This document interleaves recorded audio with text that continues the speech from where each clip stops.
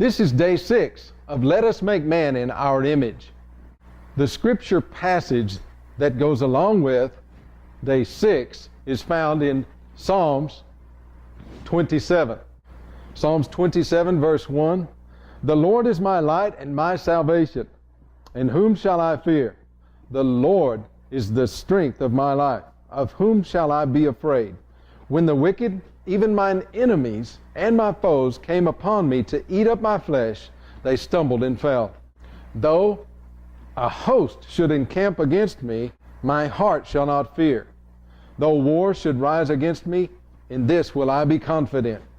The light of Jehovah is mentioned right away there in that first verse in Psalms 27. Verse 3 mentions confidence. Only those who know the Father have confidence. So much of what this chapter consists of concerning the Father and the Son in the previous 2 chapters will be repeated in this chapter. The difference is that here they are the works of the Holy Ghost. These are the things that the Holy Ghost is doing for the Father and the Son in the man. So the things of all 3 Godheads will be present here in day 6. But the specific things that the Spirit will do will be the central focus that we will talk about here in day 6. Psalms 27:4 says, One thing have I desired of the Lord, that will I seek after, that I may dwell in the house of the Lord all the days of my life, to behold the beauty of the Lord, and to inquire in his temple. So there again, he is talking about dwelling in the house of the Lord like in Psalms 23. But the beauty of the Lord, he is going to behold that. And that's more of a Holy Spirit thing, isn't it? To behold the beauty of the Lord. Here David goes beyond his initial statement to dwell in the house of the Lord where the Father is, and he displays that he will have a dialogue with God once he is there. He will not be some fly on the ceiling nor a wallflower. God is spirit, and he will be interacting with him spiritually. One who converses with him must be spiritual. Then and only then will they be able to inquire of the Lord God Almighty. Psalms 27:5, For in the time of trouble he shall hide me in his pavilion. In the secret of his tabernacle shall he hide me. He shall set me up upon a rock. And now shall mine head be lifted up above mine enemies round about me. Therefore will I offer in his tabernacle sacrifices of joy. I will sing, yea, I will sing praises unto the Lord. When one is walking with the King of glory, the Holy Ghost, he will be full of joy unspeakable. The praises of the Lord will roll off of their tongue freely. They will rejoice because they have been redeemed by the blood of the Son, made righteous by the washing of the Word of God, and have been placed upon the rock which is Christ. The Holy Spirit placed them there. The Holy Spirit worked in their spirits to cause them to lift up their heads. Things are being initiated in the man's spirit that are quickening the man's body. Psalms 27:7 goes on, Hear, O Lord, when I cry with my voice. Have mercy also upon me, and answer me. Verse 8 says, When thou sayest, Seek ye my face, my heart said unto thee, Thy face, Lord, will I seek.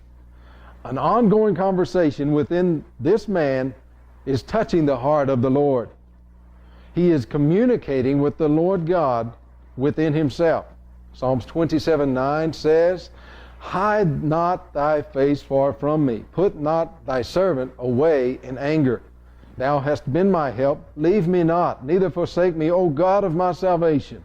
When my father and my mother forsake me, then the Lord will take me up.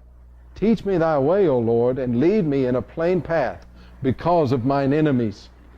David really knew how to tug on the heart of God the Father. He made his desire known to Abba, which is also another name for the Father God.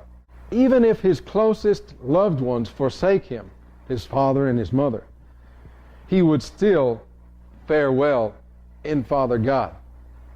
These things of identity originate with the Father, but the Spirit is the hands-on deity that actually does the work. The Spirit constantly bears witness with that obedient person's spirit to accomplish these things. So, as one obeys, the Holy Ghost will allow the Father to work His will into the soul of that person. Then the very details of that life will testify to His glory. Obedient souls can spiritually triumph over unrighteousness in all things.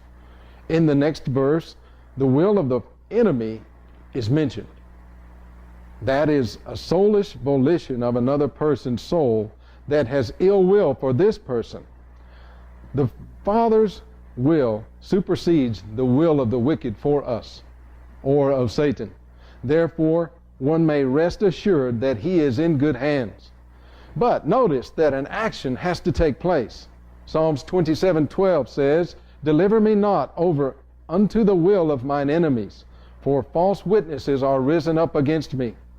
And such as breathe out cruelty, I had fainted unless I had believed to see the goodness of the Lord in the land of the living." The man must believe.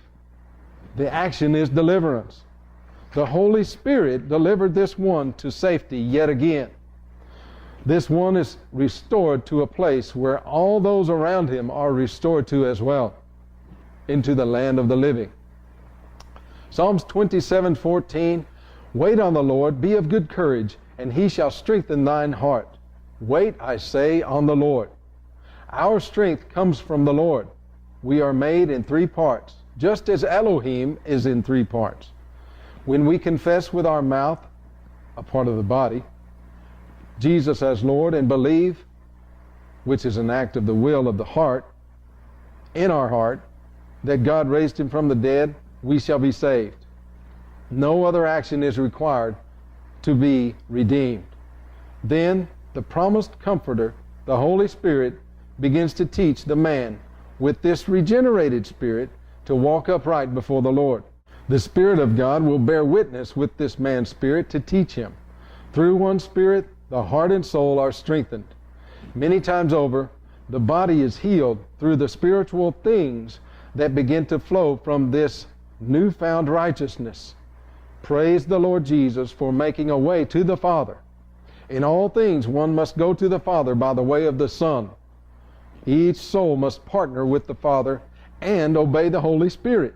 Then rejoice in the Lord and glorify Him for it all. That concludes day 6 and the study of Psalms 27.